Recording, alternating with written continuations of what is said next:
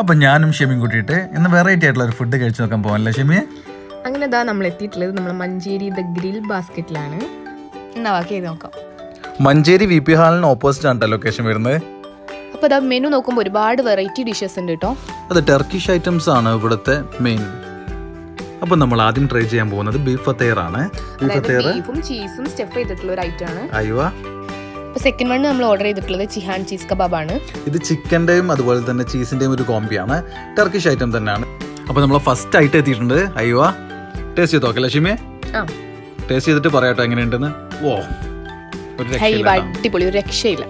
അപ്പൊ നമ്മള് next item എത്തിയിട്ടുണ്ട്, സിഹാൻ ചീസ് കബാബ്. എങ്ങനെയുണ്ട് നോക്കാം ഷിമേ? നോക്കാം. അപ്പൊ ഇതാട്ടോ ഇവിടുത്തെ മെയിൻ ടർക്കിഷ് ഐറ്റം. ഇതെന്ന് പറഞ്ഞാല് ചിക്കനും ചീസും സ്റ്റഫ് ചെയ്തിട്ട് വരുന്നതാണ്. അതാണ് കഴിച്ചു നോക്കിയിട്ട് ഞങ്ങൾക്ക് രണ്ടുപേർക്കും നന്നായിട്ട് ഇഷ്ടപ്പെട്ട് ഫസ്റ്റത്തെ ഡിഷ് ആട്ടോ. അതെ. അപ്പൊ ടാറ്റാ, ബൈ ബൈ.